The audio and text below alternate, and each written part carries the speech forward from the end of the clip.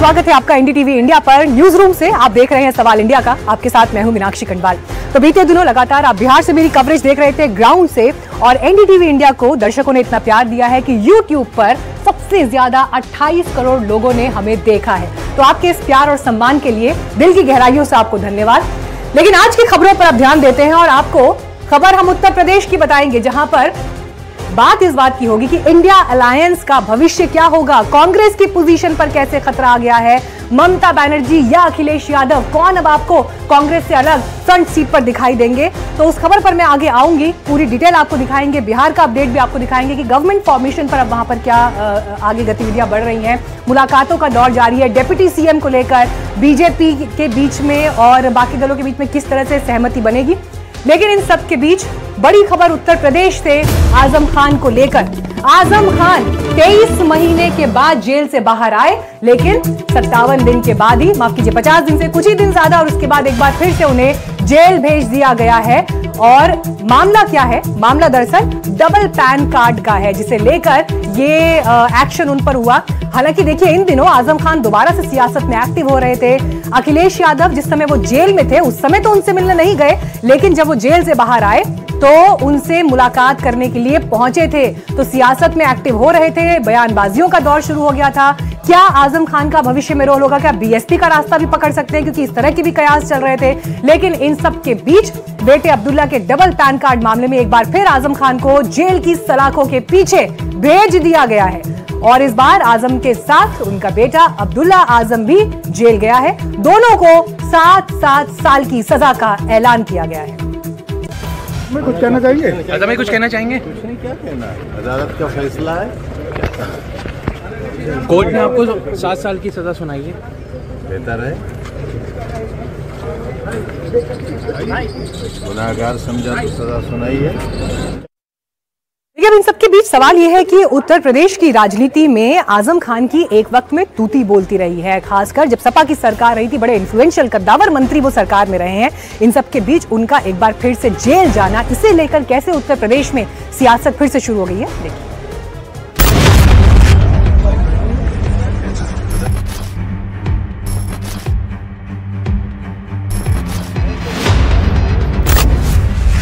ऐसा लगता है कि आजम खान और जेल का नाता अभी खत्म नहीं हुआ।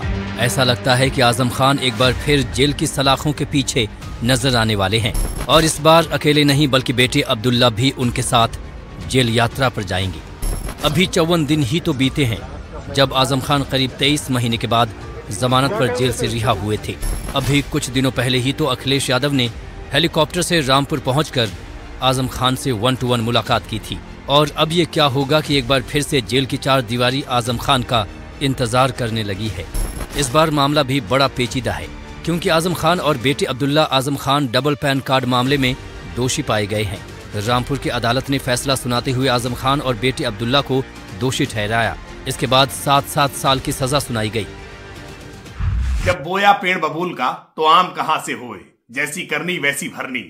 आजम खान ने सत्ता के रसूख में कानूनों को तोड़ा था, मरोड़ा था, कदमों की तलब कुचला था। आज न्याय हो रहा है, कानून साक्ष्यों की बुनियाद पर फैसला दे रहा है, और इसीलिए आजम खान को अब फिर जेल की सलाखों के पीछे जाना पड़ेगा। बीजेपी विधायक और शिकायतकर्ता आकाश सक्सेना ने कहा कि कोर्ट के फैसले का स्वागत है। आजम खान के खिलाफ पूरे सबूत थे। अब बाप बेटे दोनों को 7-7 साल की सजा हुई है। बता दें कि 2 महीने पहले ही आजम खान जेल से बाहर आए थे। लगातार सुनवाई के बाद लगभग 6 वर्ष के बाद आज उसने फैसला लिया, और इसमें दोनों मुलजिम अब्दुल्ला आजम खान और आजम खान दोनों को 7-7 वर्ष की सजा सुनाई। चलिए अब आपको इस पूरे मामले को आसान भाषा में समझाते हैं। बीजेपी विधायक आकाश सक्सेना का आरोप था कि अब्दुल्ला आजम ने 2017 के सुआखेड़ा विधानसभा चुनाव में नामांकन के दौरान अपने हलफनामे में गलत पैन कार्ड नंबर दिया था। साथ ही आजम खान ने अपने बेटे के लिए 2 अलग-अलग पैन कार्ड बनवाए थे ताकि वो चुनाव लड़ सके। इनकम टैक्स विभाग की जांच में भी 2 पैन कार्ड मिलने की पुष्टि हुई थी। हालांकि इस मामले में अब्दुल्ला आजम ने इलाहाबाद हाईकोर्ट का भी रुख किया था, लेकिन वहां से राहत नहीं मिली, जिसके बाद अब्दुल्ला ने हाईकोर्ट का दरवाजा खटखटाते हुए इस मामले में ट्रायल की कार्यवाही को रद्द करने की मांग की थी। दोनों पक्षों की दलीलों को सुनने के बाद इलाहाबाद हाईकोर्ट ने अपना फैसला सुरक्षित रखा था। इसके बाद जुलाई में याचिका को खारिज कर दिया गया। और इस वक्त सीधे रुख करते हैं हमारे सहयोगी विवेक शाही का। विवेक, देखिए, आजम खान एक बार फिर जेल पहुंच गए हैं। सवाल लेकिन यहाँ पर यह है कि कानून तो अपने तरीके से काम करेगा, कर नहीं तो डर नहीं, कानून की भाषा में बड़ी फेमस ये कहावत है। लेकिन इन सबके बीच सियासी हस्ती हैं तो सियासत के सवाल पूछे जाएंगे। क्या रेलेवेंस आज की तारीख में आजम खान की बची रह गई है उत्तर प्रदेश में कि अगर वो जेल जाते हैं तो ये किस तरह से यूपी की सियासत को प्रभावित करेगा?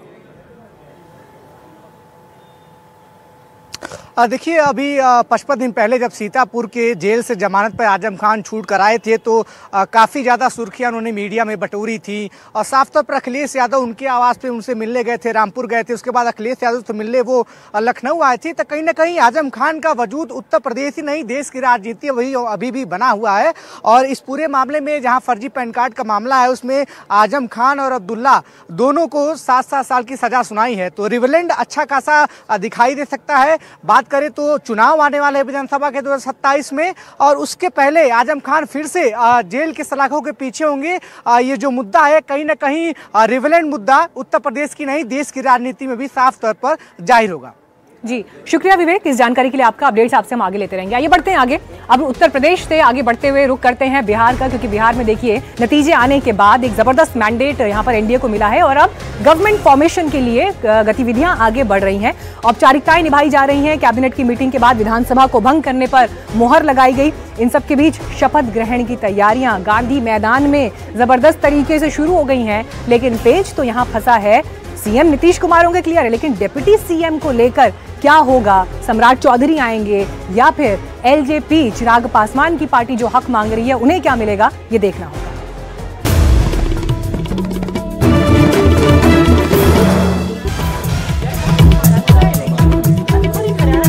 दोबारा से बोलिए।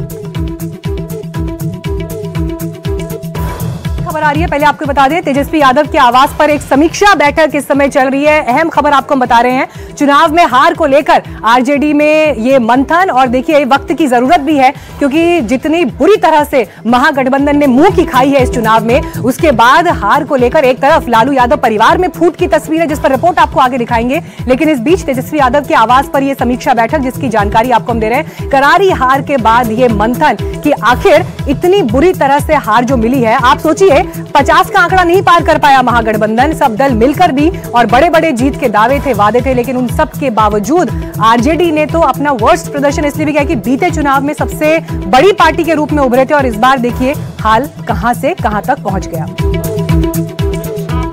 जो दिशा निर्देश मिला है वो हम लोग अपने अपने क्षेत्रों में काम करेंगे।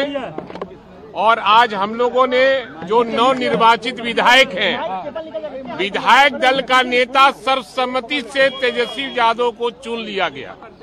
हमने प्रस्ताव रखा और सब लोगों ने समर्थन किया और विधायक दल का नेता आज हम लोग चुन लिए। विधायक दल का नेता सर्वसम्मति से तेजस्वी प्रसाद यादव को चुना गया। और सर क्या बातें हुई सर? और कोई को लेकर के जो और कोई औपचारिक रूप से कोई और बात नहीं। तो एक तरफ यहां पर हार को लेकर मंथन और तेजस्वी यादव के घर ये समीक्षा बैठक, लेकिन घर में तो और भी बहुत कुछ चल रहा है। और देखिए, भारत में यूं भी हम जिस समाज से आते हैं, वहां पर बेटियों का सम्मान अपने आप में पूरे समाज के लिए एक बड़ा अहम विषय होता है। और खासकर अगर बेटी विवाहिता है तो ऐसे में पूरे घर परिवार का सम्मान उससे जुड़ जाता है। और ऐसे वक्त में वो रोहिणी आचार्य जिन्होंने लालू यादव को किडनी दी, वो जब ये कहती हैं कि उनको गाली दी गई, उन पर चप्पल फेंकी गई, उन पर हार का ठीकरा फोड़ा गया और कैसे जयचंदों का इस्तेमाल किया जा रहा है, तो इन सब के बीच लालू यादव परिवार में जो फूट की एक तस्वीर दिखाई दे रही है, उसे लेकर सियासत में दिलचस्पी लेने वाले लोग भी जानना चाहते हैं कि आखिर परिवार के भीतर चल क्या रहा है। और अलग अलग राजनीतिक दलों के जो बाकी दावेदार हैं, वो भी इस पूरे घटनाक्रम को बड़े करीब से देख रहे हैं। आरजेडी में हुए चप्पल कांड पर नया खुलासा। लालू यादव के सामने हुई बेटी रोहिणी की बेइज्जती। लालू राबड़ी देखते रहे, तेजस्वी आग उगलते रहे। ये खुलासा किसी और ने नहीं बल्कि खुद रोहिणी आचार्य ने सरेआम मीडिया के सामने किया। रोहिणी का गला भारी था, आंखों में आंसू थे और दर्द साफ झलक रहा था। ये दर्द था परिवार टूटने का, ये दर्द था घर के अंदर हुए जुल्म का, और ये दर्द था परिवार का झगड़ा सड़क पर आने का।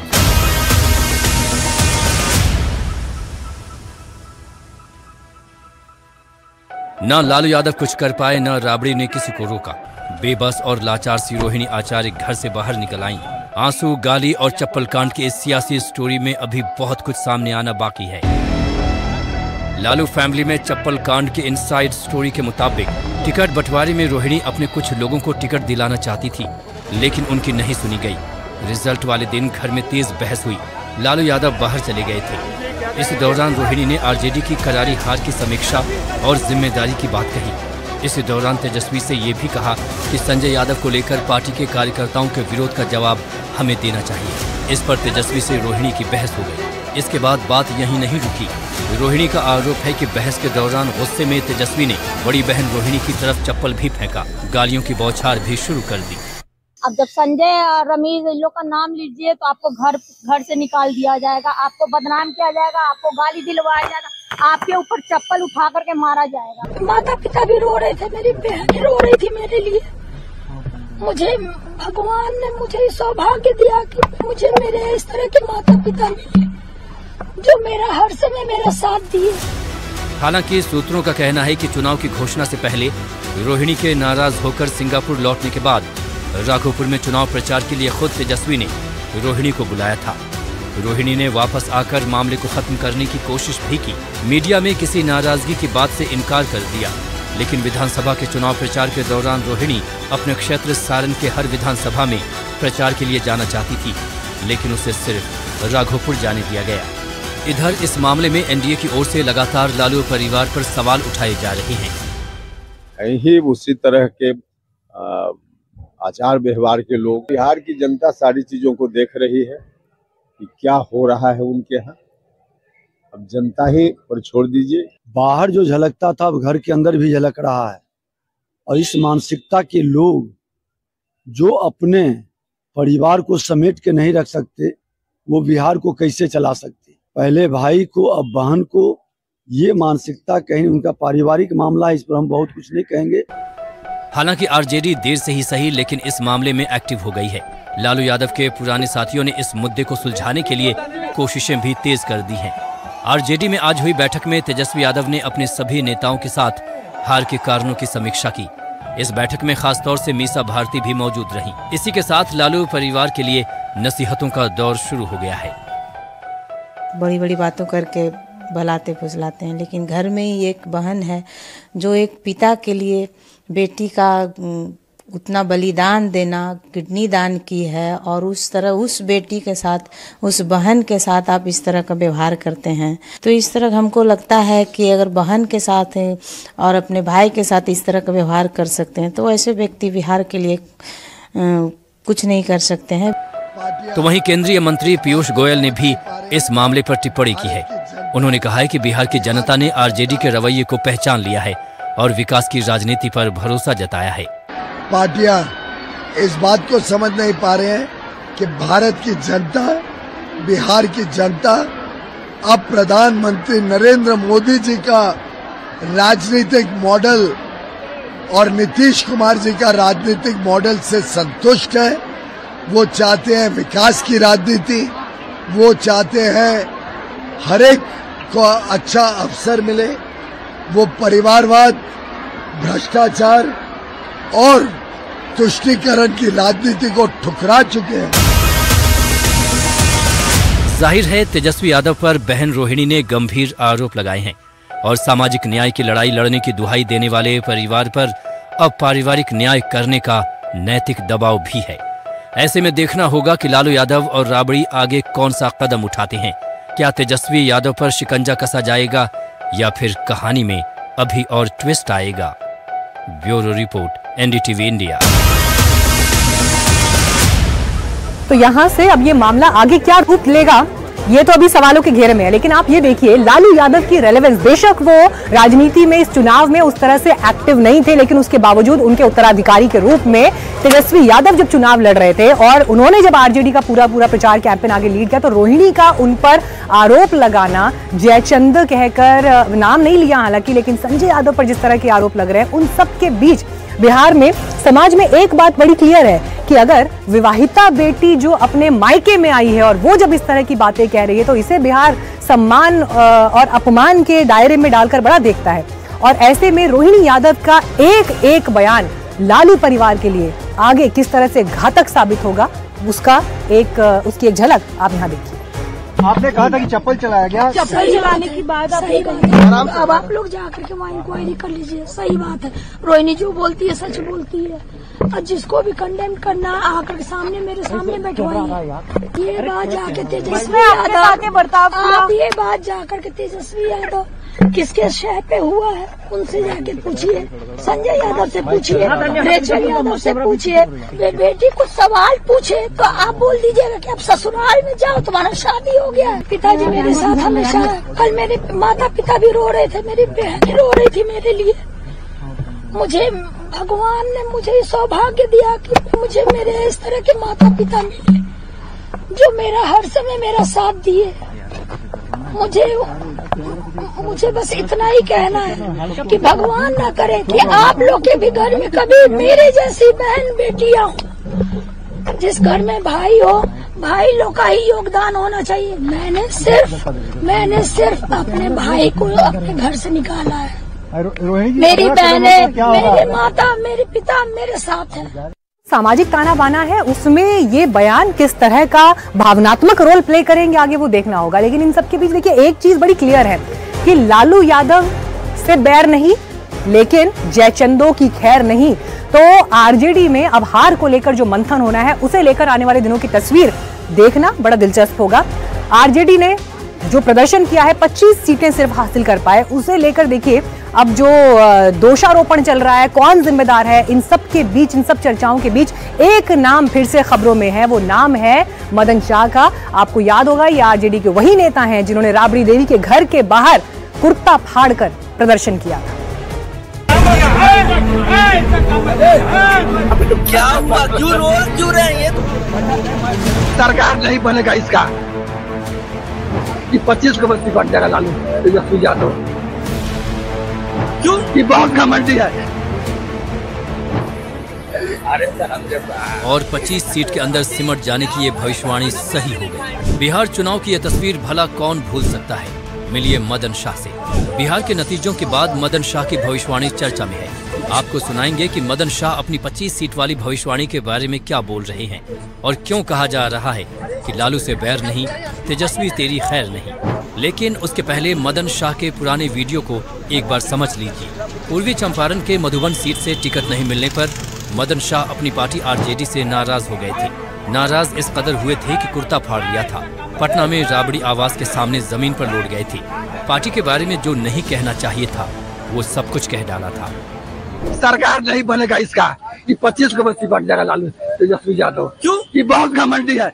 लालू से मिलने का सुबह में कि लालू जी मिलेंगे, वो कुछ बोलेंगे हमसे, लेकिन कोई नहीं मिला। दर्द इतना भड़का कि हम अपना जो है ना कहीं के नहीं रहे, कपड़ा फाड़ करके जो है ना वहाँ लालू जी के आवास पर लौटाते रह गए, लेकिन कोई नहीं मिला हमसे। और बाद में जो है ना हमसे मुंह से निकल गया कि जाइए हम बद्दुआ दे रहे हैं कि हाँ आपकी पार्टी जो है ना 25 सीट पर सिमट जाएगी। और पार्टी 25 सीट पर सिमट गई। मदन शाह के इस बयान को अब उनका श्राप कहा जा रहा है। मदन शाह भी मान रहे हैं कि उन्होंने जो कुछ बोला गुस्से में बोला, यानी 25 सीट पर सिमट जाने वाली बात उनके मुंह से निकल गई थी। लेकिन एक बात ध्यान देने की है कि मदन शाह तेजस्वी से नाराज हैं, लालू से नहीं। पार्टी के लिए इतना हम किए हैं, हमको पार्टी रुला दिया, दिल से रोए हैं और दिल से जो है ना हम बोल दिया वो पड़ गया पार्टी का। अभी भी पार्टी सुधार ले अपना चाल चलन, कार्यकर्ता को टिकट दे, कार्यकर्ता का मान सम्मान रखे, कार्यकर्ता से यदि सहयोग ले, कार्यकर्ता से विचार करे। अरे संजय यादव क्या है, हरियाणा का रहने वाला है, बिहार में क्या जानता है कि कौन मधुबन विधानसभा कहाँ है। गरीबों के मसीहा आज भी है लालू जी। लालू जी के नाम पर अभी पार्टी चल रहा है और हम इतना दिन से काम किए। लालू जी 2020 में टिकट हमको दिए, हम मात्र जो है ना 2000 वोट से हराए गए और उसके बाद भी जो है ना 5 साल हम लगातार काम करते रहे पार्टी में। हर गरीब का दर्द सुख दुख में हम भागीदारी दिए, शादी ब्याह में हो चाहे कोई कार्यक्रम हो उसमें हम भाग लिए। जनता जो है ना एकदम पूरा मदन मदन कह के पुकारता था। एक ठो बकरी का चरवाहा भी हमको देखता था कि मदन जी जा रहे हैं, मदन जी जा रहे हैं।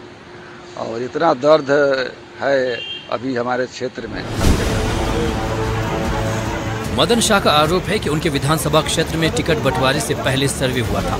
सर्वे में उन्हें सबसे ज्यादा यानी कि 68% वोट मिले थे, लेकिन उनसे टिकट के लिए पैसे मांगे गए और पैसे नहीं देने पर टिकट किसी और को दे दिया गया।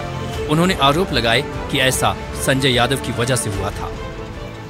जो आज चाणक्य कहा जाता है, चाणक्य नहीं है, वो जो है ना पार्टी को बर्बाद करने के लिए लगा हुआ है और पार्टी बर्बाद हो गई। और जब तक ले उस चाणक्य को इस पार्टी से निकाला नहीं जाए, बाहर नहीं किया जाए, जो जयचंद्र है इस पार्टी में, जो सिर्फ दलाली के भरोसे रहता है कि कैसे दलाली पार्टी में करके जो रुपया ऐंठ करके बनाया जाए, उस सबको जब तक ले पार्टी से निकाला नहीं जाएगा तब तक ये पार्टी में सुधार नहीं होगा। मदन शाह का दर्द गहरा है और उनका दावा है कि दर्द सिर्फ टिकट का नहीं है। वो लालू परिवार के अंदर जारी महाभारत से भी नाराज है और तेजस्वी को सलाह भी दे रहे हैं। तेजस्वी जी से हमको यही सलाह है कि तेजस्वी जी अपना पार्टी के बागडोर अपने हाथ में ले और अपना परिवार सुधारे, भाई को साथे रखे, बहन सब जो बिखर गई है उसको साथे लावे। आज रोहिणी आचार्य जो है ना वो लक्ष्मी है, वैसा बेटी भगवान सबके घर में दे कि आज पिता को अपना जीवन दान दिया है, उस बेटी का तिरस्कार उस घर में हुआ है। वो जो है ना कल निकल कर चली गई रिजाइन करके पार्टी से। बताइए इतना बड़ा धोखा। अपना बेटी और बहन और भाई का जब नहीं हो रहा है तेजस्वी यादव तो किसका होगा। यहाँ सलाहकार जो है ना बुलाने के फेर गए पार्टी को। जितने भी सलाहकार तेजस्वी जी का यादव का है वो सब जब बर्बाद कर दिया पार्टी को। इतना बड़ा पार्टी 80 सीट 85 सीट जीतने वाला आज 25 सीट पर समझ कर रह गया। जो भी हो, मदन शाह की बात को अब कोई हल्के में नहीं लेगा। कुर्ता फाड़ आक्रोश में जब मदन शाह ने 25 सीट वाली भविष्यवाणी की थी तब भी शायद उनकी बात को नोटिस नहीं किया गया था। कम से कम तेजस्वी ने तो नोटिस नहीं किया होगा। सरकार नहीं बनेगा इसका, कि 25 को बस्ती बन जाएगा लालू तेजस्वी यादव। क्यों? ये बहुत घमंडी है। तो आपको याद होगा बिहार में चुनाव प्रचार के दौरान एक बात सामने आई थी, बयान ये कि भूरा बाल साफ करो। सालों पहले दिया गया नारा दोबारा चुनाव में आया तो जरूर, लेकिन ऐसा हुआ नहीं नतीजों के हिसाब से, क्योंकि जिस भूमिहार, राजपूत, ब्राह्मण और कायस्थ जाति के बारे में ये बयान दिए गए उनके उम्मीदवार पहले से ज्यादा संख्या में जीत कर आए हैं। कायस्थ को छोड़ दें तो बाकी तीनों जातियों के प्रत्याशी पहले से ज्यादा संख्या में जीत कर आए हैं। नंबर्स भी आपको मैं दिखा रही हूं। 2020 और 25 के आंकड़ों को देखिए। भूमिहार विधायक पहले 17 थे, बढ़कर 23 हो गए। राजपूत विधायक पिछली बार 18 थे, इस बार 32 हो गए। ब्राह्मण विधायक पिछली बार 12 थे, इस बार 14 हो गए। हालांकि कायस्थ विधायकों की संख्या 3 से घटकर 2 जरूर हो गई। तो देखिए ये जो तस्वीर है ना आंकड़ों की, जरूर बताती है कि जिन मुद्दों के साथ ऑपोजिशन जमीन पर उतरा, जनता ने कैसे उन्हें सिरे से खारिज कर दिया है। आइए बिहार से आगे निकलते हैं और इस वक्त बड़ी खबर हमारे पास देश की राजधानी दिल्ली से आ रही है, जहां पर लक्ष्मी नगर मेट्रो स्टेशन के पास आग की घटना लगने की खबर है। मेट्रो स्टेशन के पास एक दुकान में ये आग लगी। किताबों की दुकान है जिसमें आग लगने की घटना सामने आई है। इस पर जैसे ही और डिटेल आएगी आपके साथ हम शेयर करेंगे, लेकिन मेट्रो स्टेशन के पास एक दुकान में आग लगने की खबर है। लक्ष्मी नगर मेट्रो स्टेशन काफी भीड़ भाड़ वाला व्यस्त इलाका है ये दिल्ली का। दिल्ली के पूर्वी क्षेत्र में ये इलाका पड़ता है और इस दौरान देखिए तस्वीरें भी आपको हम दिखा रहे हैं जहां पर आग लगने की ये घटना सामने है। हालांकि जितना कंजेस्टेड ये इलाका है, ऐसे में आग लगने की एक मामूली घटना भी किसी भी वक्त एक बड़ा रूप ले सकती है, क्योंकि बहुत सारी दुकानें और जमावड़ा जो अलग अलग तरह के कंस्ट्रक्शन है वहां पर दिखाई देते हैं। ऐसे में जो ये अभी फर्स्ट विजुअल्स हमें मिल रहे हैं, इनमें जो तस्वीर इस वक्त दिखाई दे रही है, आग काफी ज्यादा दिखाई दे रही है। लगभग पूरी दुकान को अपनी चपेट में ले लिया है। इस पर ग्राउंड से आपको आगे अपडेट्स और हम देते रहेंगे। चलिए फिलहाल हमारे लिए वक्त एक ब्रेक का है, लेकिन खबरों का सिलसिला लगातार एनडीटीवी इंडिया पर जारी रहेगा। आगे आपको दिखाएंगे बिहार में हार के बाद इंडिया अलायंस का भविष्य क्या होगा, कांग्रेस की पोजीशन को कैसे ममता बनर्जी दे रही हैं चुनौती। ब्रेक के बाद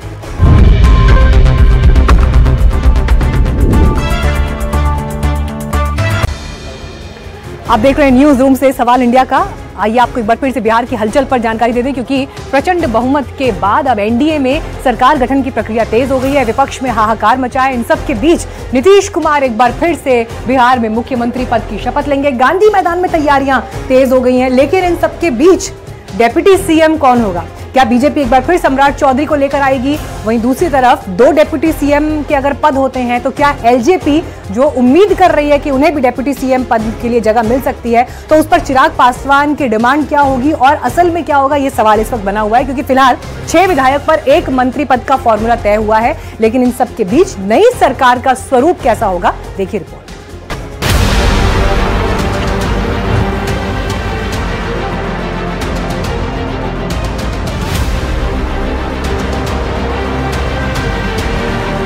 बीस नवंबर को बिहार में नई सरकार के शपथ ग्रहण का रास्ता साफ हो गया है। पटना के गांधी मैदान में शपथ ग्रहण को ऐतिहासिक बनाने के लिए पुरजोर तैयारी की जा रही है। बिहार में एनडीए को मिली बम्पर जीत के बाद आज नीतीश कैबिनेट की बैठक बुलाई गई। कैबिनेट मीटिंग में विधानसभा भंग करने के प्रस्ताव पर मुहर लगी। 19 नवंबर को विधानसभा भंग हो जाएगी। तो वहीं मुख्यमंत्री नीतीश कुमार ने अपनी सरकार की अंतिम कैबिनेट बैठक के बाद राज्यपाल आरिफ मोहम्मद खान को विधानसभा भंग करने का पत्र सौंप दिया है। बिहार की सियासत में एक बार फिर से नीतीश कुमार की जोरदार वापसी होने वाली है। शपथ ग्रहण के लिए पटना के गांधी मैदान को सजाया जा रहा है। इस शपथ ग्रहण में प्रधानमंत्री नरेंद्र मोदी और एनडीए शासित सभी राज्यों के मुख्यमंत्री भी शामिल होंगे। लिहाजा शपथ ग्रहण समारोह को एनडीए के शक्ति प्रदर्शन के तौर पर भी देखा जा रहा है। भारतीय जनता पार्टी के अटल सभागार में विधायक दल की बैठक है और भारतीय जनता पार्टी विधायक दल की बैठक में अपने नेता का चयन करेगी। उसमें केंद्र से भी हमारे ऑब्जर्वर आएंगे और उसके बाद जो है फिर एनडीए और फिर सरकार गठन का काम पूरा कर लिया जाएगा। सरकार गठन का काम 21 तारीख तक पूरा हो जाएगा। हिंदुस्तान की राजनीति में कोई लव करे या हेट करे, नीतीश कुमार जी को इग्नोर नहीं कर सकता है। आज आदरणीय मुख्यमंत्री नीतीश कुमार जी एक लंबे कालखंड के कैबिनेट की बैठक करने वाले हैं, जो विधायी प्रक्रिया का एक महत्वपूर्ण अंग है। बिहार का अति पिछड़ा, दलित, महिला, अल्पसंख्यक समाज के सारे तबके के लोग हसरत भरी निगाह से देख रहे हैं कि नीतीश कुमार फिर 10वीं बार शपथ लें। हालांकि एनडीए में पहले ही मंत्रिमंडल पर सहमति बनने की खबर भी आ चुकी है। लिहाजा ये भी माना जा रहा है कि जो फॉर्मूला मंत्रिमंडल को लेकर बना है, उसी के तहत सरकार में पावर का बंटवारा होगा। बिहार में बीजेपी कोटे से एक बार फिर से 2 डिप्टी सीएम बनेंगे, जिनमें सम्राट चौधरी को एक बार फिर से उप मुख्यमंत्री पद की जिम्मेदारी मिलना तय है। हालांकि सूत्रों का कहना है कि विजय सिन्हा की जगह इस बार किसी दूसरे बीजेपी नेता को डिप्टी सीएम बनाया जा सकता है। अब देश के नायक, हमारे देश के प्रधानमंत्री जी विश्वकर्मा के रूप में बिहार को जो विकसित बिहार बनाने के लिए एक मजबूत नींव तैयार किए हैं, मजबूत इमारत के लिए निश्चित तौर पर प्रधानमंत्री जी मुख्यमंत्री के शपथ ग्रहण में जब आएंगे तो हर बिहारी गौरवान्वित होगा और विकसित बिहार के सपनों को साकार करने के लिए हर निवेशक आकर्षित होगा। पांचों पार्टियों के जो विधायक हैं पहले सदन में अपना नेता चुनेंगे। वो सारे नेता मिलकर के फिर एनडीए का नेता चुनेंगे जो नीतीश कुमार होंगे, और सारे सूची लेकर के गवर्नर के पास जाएंगे। गवर्नर सेटिस्फाइड होंगे, फिर वो नीतीश कुमार जी को बुलाएंगे और लगभग तय है कि 20 तारीख को किसी समय शपथ ग्रहण समारोह। इधर केंद्रीय मंत्री और हिंदुस्तानी आवाम मोर्चा के अध्यक्ष जीतन राम मांझी ने साफ किया है कि उन्होंने सरकार में ना ही मंत्री पद की डिमांड की है और ना ही आगे उनका ऐसा कोई इरादा है। मांझी ने कहा है कि जो उन्हें मिला है वो उसी में संतुष्ट हैं। जहाँ तक हिंदुस्तानी आवाम मोर्चा सेकुलर का है, कभी भी नहीं मंत्रालय मांगा है और नहीं मंत्री पद मांगा है। जो मिला है उसी में संतोष किया है और काम करता है। हालांकि केंद्रीय मंत्री चिराग पासवान ने अभी अपने पत्ते नहीं खोले हैं कि उन्हें सरकार में कौन कौन से पद चाहिए। सूत्रों के मुताबिक चिराग पासवान की पार्टी एलजेपीआर भी डिप्टी सीएम की डिमांड कर रही है। सूत्रों का कहना है कि एलजेपीआर को डिप्टी सीएम पद मुश्किल है, लेकिन इतना जरूर तय माना जा रहा है कि एलजेपीआर को 3 मंत्री पद मिल सकते हैं। बहरहाल कल बीजेपी विधायकों की बैठक होने वाली है और बीजेपी की बैठक में ये साफ हो जाएगा कि सबसे बड़ी पार्टी के तौर पर उनके कोटे से कौन कौन से चेहरे सरकार में मंत्री और डिप्टी सीएम के तौर पर चुने जाएंगे। पटना का यह ऐतिहासिक गांधी मैदान है और यहीं से नीतीश कुमार जो है वो मुख्यमंत्री के तौर पे शपथ लेंगे। जहां तक सीटों के बंटवारे की बात है, कैबिनेट वर्ड्स की बात है, तो उसकी जो है एक फॉर्मूले को तय किया गया है जिसमें कि 6 विधायक पर 1 मंत्री पद की बात हो रही है। उसके हिसाब से 15 के 16 मंत्री जो हैं वो भाजपा कोटे से होंगे, भाजपा कोटे से 2 डेप्यूटी चीफ मिनिस्टर्स भी होंगे और साथ ही नीतीश कुमार की जेडीयू से 14 मिनिस्टर्स की बात आ रही है। जाहिर है एनडीए ने जोरदार अंदाज में बिहार की सत्ता में वापसी की है। ऐसे में सरकार के गठन से पहले शपथ ग्रहण की तैयारियों को पुख्ता किया जा रहा है और समारोह को भव्य बनाने को लेकर पुख्ता इंतजाम भी जारी है। इससे पहले एनडीए सरकार में किसकी कितनी हिस्सेदारी होगी, इसे लेकर भी सभी दांव पेच सुलझाने की कोशिश जारी है। पटना से ऐश्वर्या जैन के साथ ब्यूरो रिपोर्ट, एनडीटीवी इंडिया। तो 25 से 30 फिर नीतीश, ये नारा उस दिन जश्न में गूंज रहा था बीजेपी के दफ्तर में, लेकिन इन सब के बीच अब देखिए गांधी मैदान में शपथ की तैयारियां तेज हैं। देखा जाए तो बीजेपी की ताकत कैसे इन सालों में राज्यों में बढ़ी है। अगर इसको आप विधायकों की संख्या के आधार पर भी देखना चाहें तो आंकड़े बता रहे हैं कि कैसे साल दर साल नंबर बढ़ा है। 2014 देश भर में बीजेपी के 1035 विधायक थे, 2015 में 997 हुए, 16 में 1053, 2017 में बढ़कर 1365, 2018 में बढ़कर 1184, 2019 में बढ़कर 1160, 2020 में 1207, 2021 में बढ़कर 1278, 2022 में ये नंबर बढ़कर 1289, फिर 2023, 24 में देखिए 1588 और अब इस साल 2025 में 1654 विधायक देश भर में बीजेपी के हो गए हैं। तो लगातार ये तस्वीर हम कैसे गाड़ी आगे बढ़ती जा रही है विधायकों की, ये आपको इस ग्राफिक के जरिए दिखा रहे थे और देश के नक्शे पर जो प्रभाव बढ़ता जा रहा है वो भी आपने देखा। अब 20 तारीख को शपथ ग्रहण को लेकर जो तैयारियां होंगी उसका भी हर अपडेट हम आपको देंगे। लेकिन आइए बढ़ते आगे, रुख करते हैं दिल्ली का, जहां पर दिल्ली धमाकों को लेकर एक बड़ी खबर इस वक्त हमारे पास आ रही है। एनआईए ने एक और बड़ी गिरफ्तारी की है और इस पूरे मामले में ये दूसरी बड़ी गिरफ्तारी है। अब तक इस मामले में 8 लोग अरेस्ट हो चुके हैं, जिनमें से 5 डॉक्टर हैं, लेकिन इन सब के बीच ये बड़ी अहम है क्योंकि देखिए ये गिरफ्तारी जांच इस वक्त एनआईए कर रही है और एक बड़ी गिरफ्तारी इस मामले में हुई है। अब तक जो 8 लोग अरेस्ट हुए थे इससे पहले, उनमें से 5 डॉक्टर शामिल हैं। हालांकि कल का दिन देखिए इन्वेस्टिगेशन के लिहाज से बड़ा इंपॉर्टेंट रहा क्योंकि एनआईए ने यह बताया कि कार चला रहा डॉक्टर उमर नबी एक आत्मघाती हमलावर था और यह पहली बार है जब किसी सुरक्षा एजेंसी ने ऑफिशियली इसकी पुष्टि की है और इससे यह तय हो गया कि यह ब्लास्ट सुसाइड अटैक ही था। 10 नवंबर को दिल्ली धमाके में 15 लोगों की मौत हुई थी और 24 से ज्यादा लोग जख्मी हुए थे। और जानकारी के साथ इस वक्त हमारे सहयोगी अकील जुड़ गए हैं। अकील, देखिए एक और बड़ी गिरफ्तारी इस मामले में हुई है, अभी क्या इन्वेस्टिगेटिव एजेंसीज कह रही हैं और क्या रोल इस शख्स का था इन धमाकों में? जी हाँ, बिल्कुल। अगर आप देखें तो एक बड़ी खबर आ रही है एनआईए की तरफ से। हमने देखा कि पहले जो है आमिर अली जो पहला की अक्यूज था उसकी गिरफ्तारी एनआईए की तरफ से हुई है। उसके बाद दूसरा जो को अक्यूज्ड है जिसका नाम जासिर बिलाल वानी है, इसको भी श्रीनगर से जो है अरेस्ट किया गया है। अब उसको दिल्ली लेकर आएगी एनआईए की टीम और इस केस के अंदर यह भी पता चला है कि इस केस का जो मास्टरमाइंड था उमरुन नबी को ये टेक्निकल सपोर्ट प्रोवाइड करता था। तो अगर आप देखें तो इससे पहले जो पहला अरेस्ट हुआ था उसमें जो हमने सीनियर अधिकारियों से बात की तो पता चला कि वो जो शख्स था आमिर अली जो है वो लॉजिस्टिकल सपोर्ट प्रोवाइड करता था। और ये जो शख्स जिसकी गिरफ्तारी आज हुई है एनआईए के द्वारा, ये जासिर बिलाल वानी, ये टेक्निकल सपोर्ट प्रोवाइड करता था। तो ये बड़ी कामयाबी मिली है इस केस के अंदर एनआईए को, जिसके अंदर जो 2 गिरफ्तारियां अब तक हुई है एनआईए की तरफ से पूरे इन्वेस्टिगेशन के अंदर, वो ये दोनों, पहला तो आमिर की गिरफ्तारी थी और अभी जो है वो जासिर की गिरफ्तारी हुई है। तो ये 2 गिरफ्तारियां हो चुकी है। अगर आप देखें तो आज जो है आमिर को पटियाला हाउस कोर्ट के अंदर पेश किया गया था। एनआईए ने 10 दिन की कस्टडी रिमांड की थी, एनआईए को 10 दिन दी गई है। तो अब जो है लगातार सवाल जवाब का जो सिलसिला है इस इन्वेस्टिगेशन के अंदर वो जारी रहेगा। बिल्कुल। और अखिल, एक चीज देखिए कल के दिन में बड़ी हुई, जहां पर एनआईए ने ऑफिशियली, मतलब पहली बार किसी जांच एजेंसी ने ये माना है कि ये धमाका आत्मघाती धमाका था। तो अब यहां से जो लाइन ऑफ इन्वेस्टिगेशन है वो किस दिशा में आपको आगे बढ़ते हुए दिखाई दे रहा है?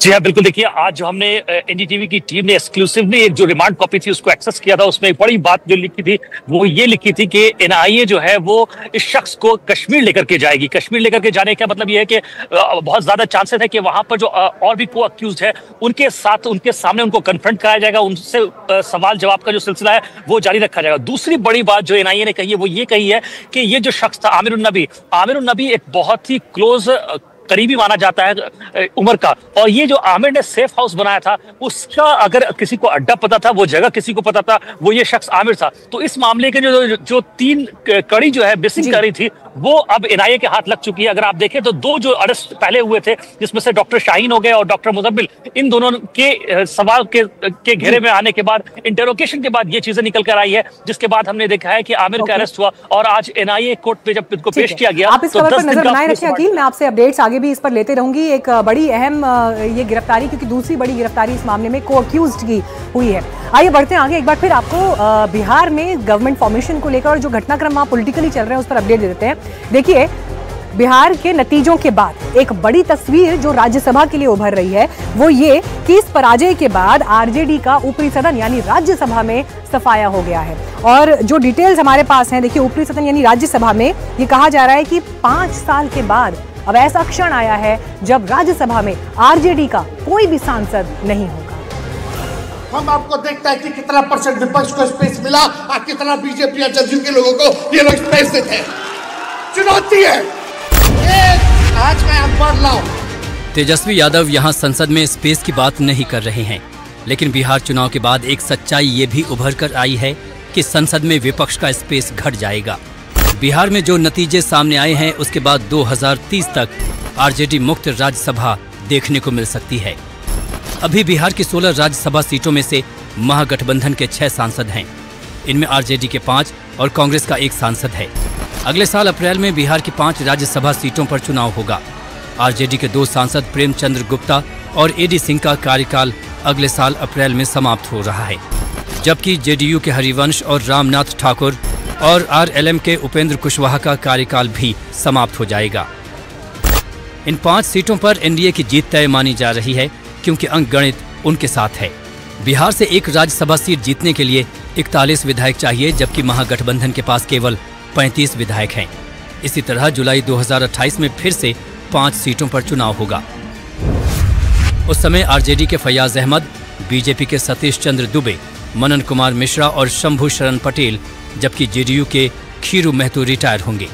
बिहार से राज्यसभा का अगला चुनाव 2030 में होगा। तब बीजेपी की धर्मशिला गुप्ता और भीम सिंह, जेडीयू के संजय कुमार झा, आरजेडी के संजय यादव और मनोज कुमार झा और कांग्रेस के अखिलेश प्रसाद सिंह का कार्यकाल समाप्त होगा। केवल 25 विधायकों के साथ आरजेडी इनमें से किसी भी चुनाव में अपने उम्मीदवार को जिताने की स्थिति में नहीं रहेगी। महागठबंधन के उम्मीदवार की जीत केवल उसी सूरत में तय है जब ओवैसी की आईएमआईएम के 5 विधायक और बीएसपी का 1 विधायक उसका साथ दे। पिछली बार तेजस्वी यादव ने ओवैसी के 5 में से 4 विधायक तोड़ लिए थे, लेकिन ओवैसी ने इस बार उन्हीं 5 सीटों को दोबारा जीतकर बड़ा संदेश दिया है, और ये उन विधायकों के लिए भी बड़ा संदेश है जो उनकी पार्टी से जीतकर आए हैं। चुनाव के बाद कोई ये ना रोए कि मम्मी मम्मी हमसे हमारा चॉकलेट छीन लिए। तो हमने कहा कि आप पूरा कोशिश कर लीजिए, और अगर वो राजी हुए तो हम भी राजी। हम भी नहीं चाहते कि दोबारा एनडीए हो, बीजेपी वहां सरकार बनाए। राज्यसभा में बिहार की अधिकांश सीटों पर एनडीए की जीत 2030 तक बीजेपी की स्थिति बहुत मजबूत कर देगी। हालांकि उससे पहले कई बड़े राज्यों जैसे कि पश्चिम बंगाल, तमिलनाडु, उत्तर प्रदेश, मध्य प्रदेश, राजस्थान के विधानसभा चुनाव होने हैं। लेकिन ये कहा जा सकता है कि राज्यसभा में पहले ही 100 का आंकड़ा पार कर चुकी बीजेपी ऊपरी सदन में अपनी सबसे बेहतर स्थिति को और मजबूत करेगी। जाहिर है राज्यसभा में एनडीए की मजबूती उसे कई ऐसे विधेयक पारित कराने में मदद देगी जिनके लिए फिलहाल उसके पास नंबर नहीं है।